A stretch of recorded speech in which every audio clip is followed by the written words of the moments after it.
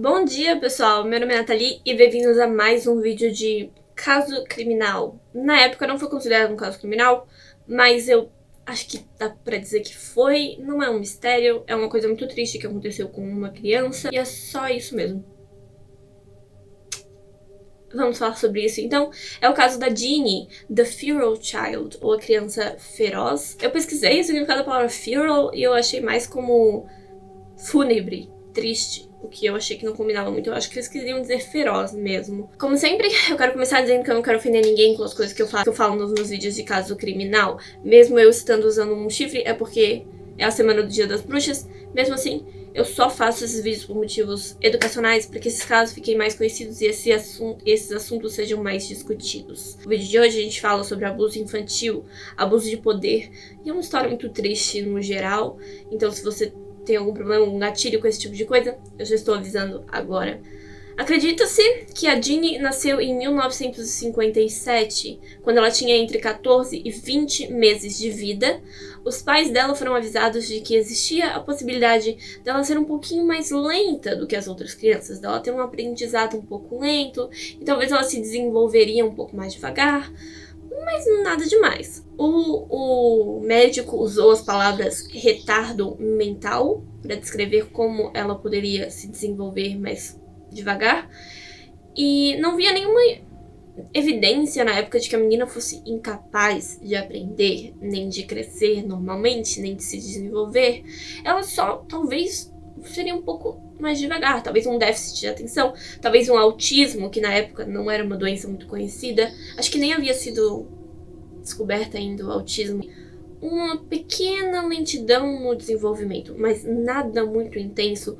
Porém, ouvindo essas palavras, o pai da Jeannie concluiu que ela era incapaz. Ela era completamente inválida, incapaz de fazer nada, de aprender a fazer nada. Que ela não conseguiria andar, que ela não conseguiria comer e que ela não teria a menor melhoria. Ela não teria capacidade de melhorar nem de aprender. Existiam, além do fato dele ter descoberto esse pequeno diagnóstico da filha dele, existiam alguns boatos de que ele sempre foi um pouco chato com crianças. Ele não gostava do barulho, ele não gostava de ter que cuidar de crianças e ele não gostava de bagunça, de criança correndo, nem de criança gritando. Então, muita gente dizia que ele já tinha uma necessidade aí de controlar a menina desde que ela era bebê, assim. Ele já tinha necessidade de controlar a vida da criança. Sabendo então dessa informação, ele tomou a iniciativa de preparar um quarto para ela, onde ele dizia que ia protegê-la do mundo. Desde bebê, ele a deixava nesse quarto, onde tinha um berço e uma cadeirinha que foi transformada em um pinico. Além desses dois móveis, eles também criaram uma camisa de força, na qual ela era colocada para dormir. Assim não causaria problemas durante a noite. Se ela fizesse algum som alto, o pai batia nela com um taco de beisebol. Ele também nunca falava com ela, eles nunca usavam palavras com ela. Eles simplesmente faziam sons animalescos. Ele rugia para ela, ele grunhia para ela, para se comunicar e para assustar ela. Ele achava que ela não compreenderia palavras de qualquer jeito, então ele simplesmente nunca conversava com a Jeannie. Vocês devem estar se perguntando por que a mãe nunca se envolvia nisso.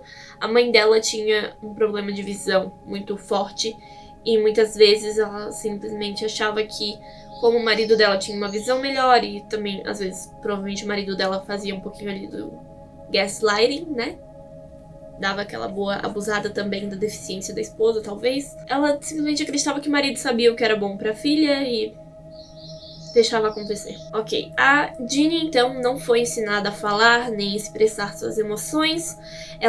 Era muito difícil para ela compreender o que acontecia. Ela não tinha controle algum do seu corpo, nem dos seus movimentos, nem das suas necessidades fisiológicas. Ela não sabia ir ao banheiro sozinha. Ela não compreendia nem controlava os movimentos dos braços e das pernas. Ela nunca aprendeu a andar. Normalmente ela nunca aprendeu a sentar. Normalmente ela nunca aprendeu a mover os braços e as mãos. Normalmente ela não sabia escrever, ela não sabia comer sozinha, ela não sabia fazer nada sozinha. Ela viveu nessas condições até os seus 13 anos de idade. Em 1970, uma assistente social foi até a casa da família, porque essa família já constava, né, sistema, esqueci o nome, no sistema, como uma família que tinha uma mãe deficiente. Então, de tempos em tempos, eles tinham que checar se estava tudo bem com a mãe. Tipo, eles nunca checavam se estava tudo bem com a filha. Eles não sabiam da situação da filha.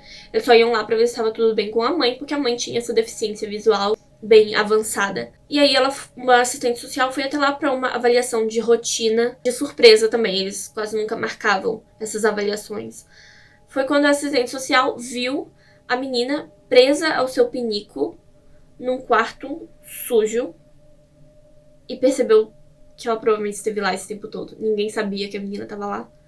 E aí a assistente social descobriu. Não se sabe se o pai foi preso ou não. Eu espero que sim, mas eu literalmente não encontrei se ele foi preso, se ele foi, sabe, castigado de alguma maneira pelo que aconteceu com ela, porque foi péssimo.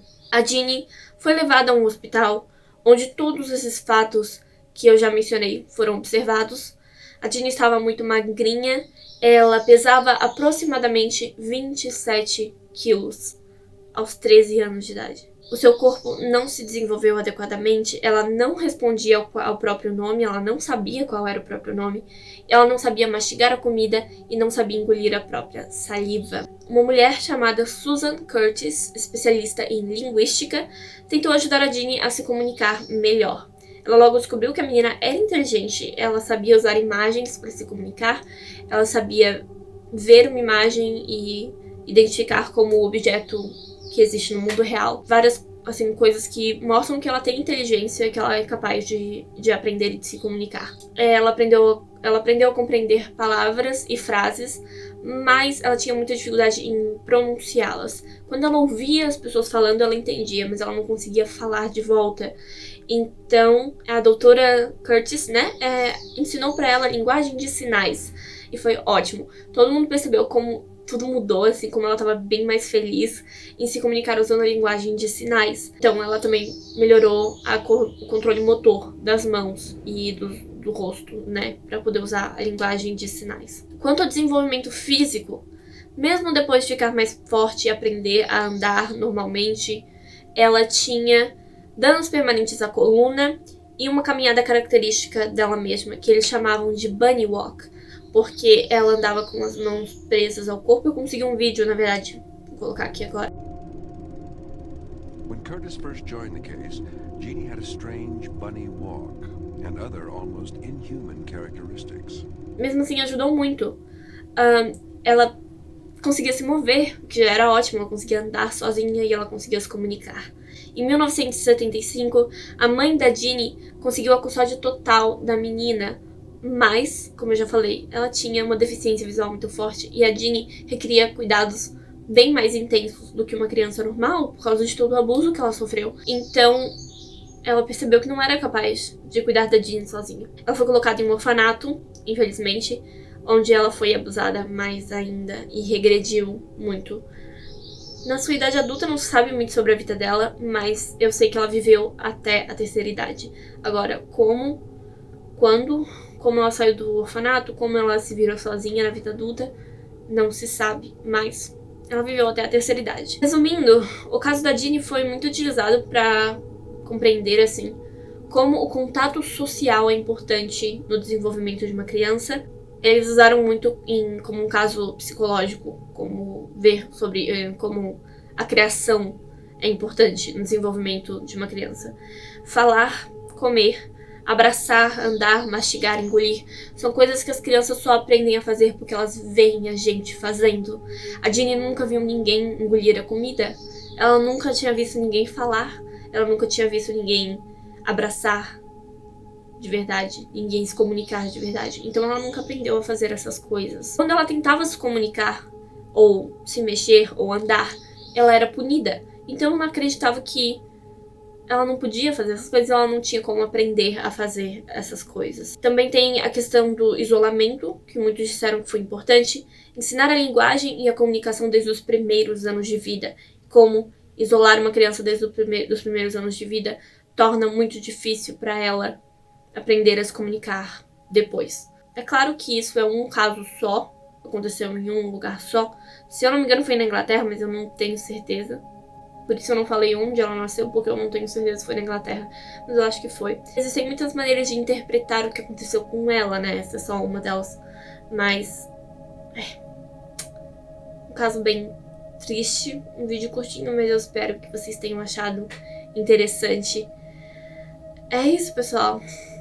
Se você gosta desse tipo de conteúdo, mistérios, casos criminais, jogos de realidade alternativa, histórias muito interessantes como essa que eu encontro na internet e trago aqui pra vocês, se inscreve no meu canal, eu tenho esses vídeos 5 dias por semana. É isso. Muito obrigada se você se inscreveu no meu canal. Muito obrigada se você deixou seu like, seu comentário, se você assistiu até aqui. Eu vejo vocês semana que vem pro próximo vídeo. Tchau!